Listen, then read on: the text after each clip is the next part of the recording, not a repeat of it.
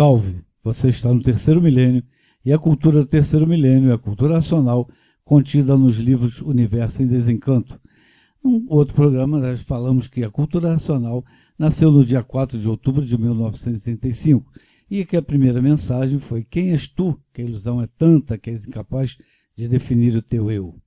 E outras mensagens vieram e uma delas é o Espírito da Verdade. Qual é o Espírito da Verdade? É aquele que encara Deus sobre todas as causas e assim resume tudo em dois teores: encarar o próximo como a si mesmo, fazer o bem e não olhar a quem. Nos tempos que as irradiações são feitas mediocranizadas, pungentes de amor, as somas divinas nascem, as somas divinas crescem, as forças divinas produzem, a força divina conduz o temo, e o obscuro é a luz contemplando na gastria fase de teor do bem. O júbilo cresce, hermano interpretação de seu abismo e mal-estar. Confiante e luzes, ou eu esclareço, do fim do tédio é solidão. Murmurando como o mar crescente, as fontes cristalinas em hostes vão sumindo, a gala verídica da optidão aos cristãos, evoluindo em mar de risos onificente, a maldição que todos têm o direito do erro e a perdição, continuando o enigma da sua salvação. Para verem que a cultura racional é a continuação do espiritismo e de tudo que existe.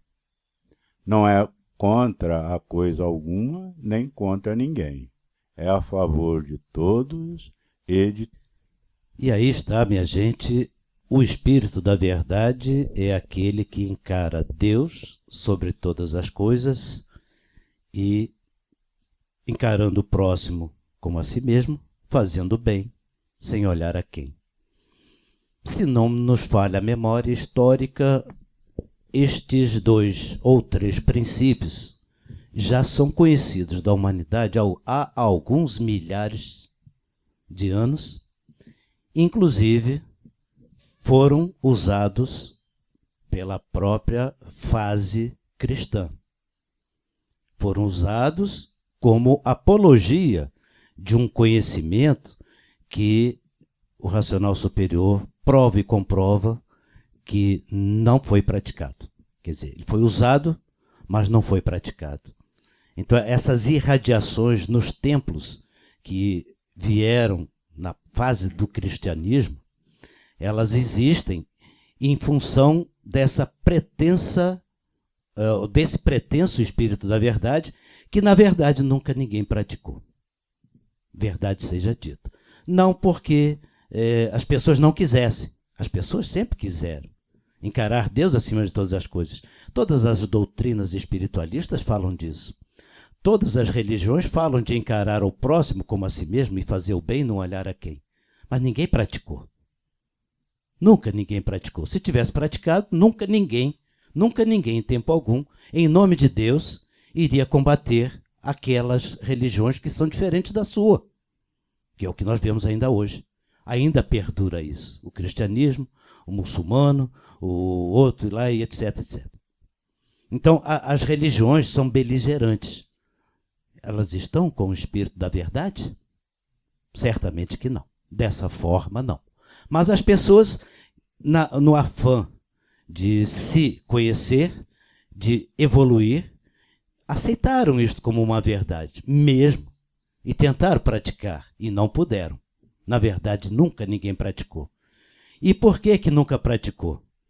Porque ainda estava na fase do pensamento. E na fase do pensamento, todos pensam diferente, porque o pensamento divide. E o pensamento dividindo faz todos pensarem diferente. E foi o que aconteceu em 2000 anos, que o cristianismo, o próprio cristianismo, que assim foi, vamos dizer, contemplado na sua inauguração já de alguns artífices ou artifícios, já que não era exatamente o jesuísmo, mas passou a ser cristianismo, né? Então, essa coisa que veio acontecendo, ela veio acontecendo por causa dos pensamentos. E os pensamentos vieram dividindo. A religião católica, apostólica, romana, deu derivação a várias outras formas. A ortodoxa no Oriente, o protestantismo, os evangélicos, etc. Então, o pensamento divide. E, por isso, nunca, em tempo algum, alguém pôde praticar o espírito da verdade. Vejam só que situação que o ser humano vivia. Sabia que tinha que encarar o próximo como a si mesmo. Queria encarar o próximo como a si mesmo. Fazer o bem e não olhar a quem. Mas apareceu tanta malandragem no meio do caminho que o sujeito fica até em dúvida se ele pode ou não fazer o bem. Ficou uma confusão muito grande. Por causa de quê? Por causa exatamente da fase do pensamento. O pensamento é que divide, porque o pensamento foi feito para essa finalidade, lapidar, manter cada um no seu ponto de vista. Um ponto de vista religioso, um ponto de vista filosófico, um religioso A, um religioso B, um filosófico A, um filosófico B, um científico A, um científico B, cada um com a sua teoria, cada um com a sua forma melhor de ver a coisa, todos no afã de chegarem lá. Por que o ser humano não se extinguiu com o pensamento? Porque o pensamento veio para lapidar e para depois, com o tempo, então destruir. Hoje ele está destruindo. Porque a mudança de fase que aconteceu a partir de 1935, e esta mensagem confirma isto, é que, a partir desta data, o ser humano tem no seu equipamento natural, psicológico, a capacidade de praticar este espírito da verdade. Porque a cultura racional, através do desenvolvimento do raciocínio, proporciona ao ser humano a faculdade de praticar este espírito da verdade. É a segunda mensagem que naquela época se apresentava como Francisco de Assis, mas que agora, com a cultura racional, o ser humano vai poder, com base nesta segunda mensagem, praticar realmente este espírito da verdade, porque agora temos a garantia do raciocínio, ou melhor, do desenvolvimento do raciocínio. Então, quem não está no desenvolvimento do raciocínio, ainda está no pensamento. E vejam o que o pensamento está fazendo com todas as correntes políticas, filosóficas, científicas, religiosas. Cada vez uma multiplicação maior, uma confusão incrível, que os pensadores estão perdidos num verdadeiro tiroteio de informações desconexas sobre todos os aspectos. O pensamento está dividindo, fragmentando e destruindo os pensadores. Portanto, esta mensagem, já em tempo oportuno, desde 1935, veio prevenir ao ser humano que quem continuar pensando na fase do desenvolvimento do raciocínio está sendo destruído. Então é onde o ser humano precisa realmente entender que não foi praticado o espírito da verdade na fase do pensamento, porque o pensamento nunca permitiu que ele fosse praticado. Por isso, o racional superior adiante explica: a fé é do falso condutor, que é justamente o pensamento. O pensamento humano conduz o ser humano à discórdia, o pensamento do ser humano conduz o ser humano à destruição de si mesmo. E as pessoas pensam que são livres, porque o pensamento é livre, por ser um feito da natureza e um feito com a liberdade que Deus deu a todos, inclusive a natureza. Mas a finalidade do pensamento foi lapidar, preparar para chegar e cumprir o espírito da verdade a partir do desenvolvimento do raciocínio. Então, o que está faltando realmente para a humanidade compreender é se ligar nesta nova energia que desde aquela época, já estamos aí com quase 84 anos, em 2018, 2019, completamos 84 anos, que a fase racional vem prevenindo, avisando e alertando as pessoas para que este novo rumo seja tomado, para que seja praticado realmente este espírito da verdade. É a cláusula pétrea da cultura racional. E quem não consegue praticar este espírito da verdade na cultura racional não está desenvolvendo o raciocínio, portanto, continua na fase do pensamento, se lapidando para amadurecer, para ver se chega na altura de pegar a chave que está lá no alto, a sua chave, cada um com a sua lapidação, com o seu desenvolvimento. Então está na hora este alerta forte que o racional superior vem nos dando, que na obra O Universo em Desencanto, ele, em outros fascículos, ele carrega bem forte e explica por que ninguém conseguia praticar o espírito da verdade na fase das religiões, na fase do pensamento, na fase do cristianismo, da forma que ele foi apresentado. Porque o cristianismo e outras religiões e derivações foram apresentadas, um querendo ser melhor do que o outro. Na verdade é isso. Nunca ninguém encarando o próximo como a si mesmo. Isto não é uma crítica, é uma constatação. Porque a cultura racional não é contra nada. Mas as pessoas somente vão se unir pelo desenvolvimento do raciocínio. É pessoal mesmo, mas cada um tem que fazer isso na sua casa. Por isso que a cultura racional ela não é o espiritismo, é a continuação do espiritismo. Houve uma preparação e, se não fosse preparado, não chegaria onde chegamos. Então estamos em condições de praticar sim, mas somente pode praticar o espírito da verdade com o raciocínio desenvolvido.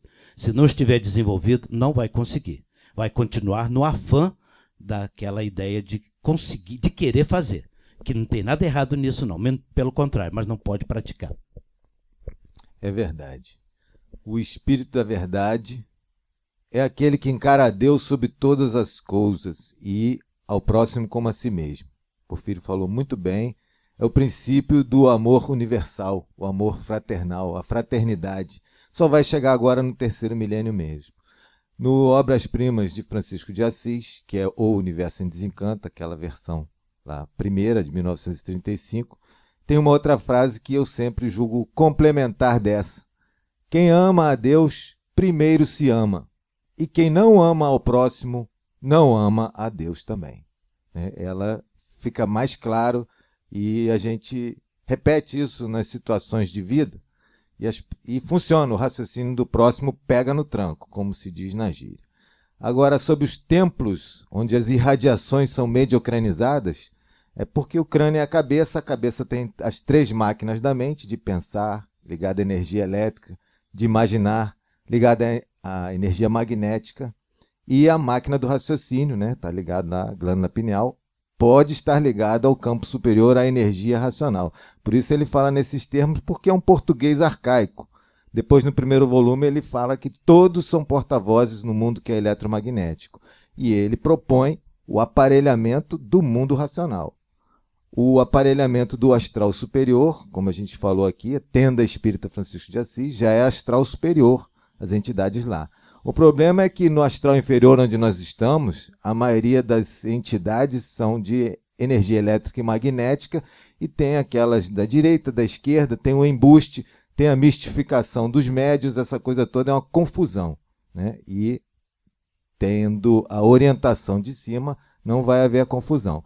Para finalizar, o final do que está nessa segunda mensagem, ela é mais longa, mas é o que está nesse trecho, todos têm o direito do erro e da perdição, constituindo assim o enigma da sua salvação. O enigma da salvação pessoal. É uma coisa assim muito séria, muito elevada. No primeiro volume, ele diz que quer mereçam, quer não mereçam, desde que firmes façam por onde, na obediência da ordem da leitura, eu dou a benção, eu, racional superior, dou a benção, porque eu não sou um usurário. Aí a pessoa fica pensando, mas e a lei? A lei do merecimento, a lei do karma, é a lei, Na Índia, século XIX, Sri Ramakrishna Paramahansa, ele dizia que são duas paralelas, a do amor e a do discernimento. A do amor é a Bhakti Yoga, do discernimento é a Raja Yoga, tem tudo a ver com a cultura racional. Mas ele complementava dizendo, a lei foi feita para a justiça e o comércio, sim. A lei do karma, a lei de causa e efeito. Mas a lei foi feita pelo amor. E aí fecha tudo, volta ao início, ao princípio do amor. Deus é pai que ama com amor de mãe. Isaías 49:15 é um dos poucos que eu sei o númerozinho. Cultura racional, universo em desencanto. Se você gostou do programa, dê um like. E leia o livro Universo em Desencanto. Não perca tempo. Salve!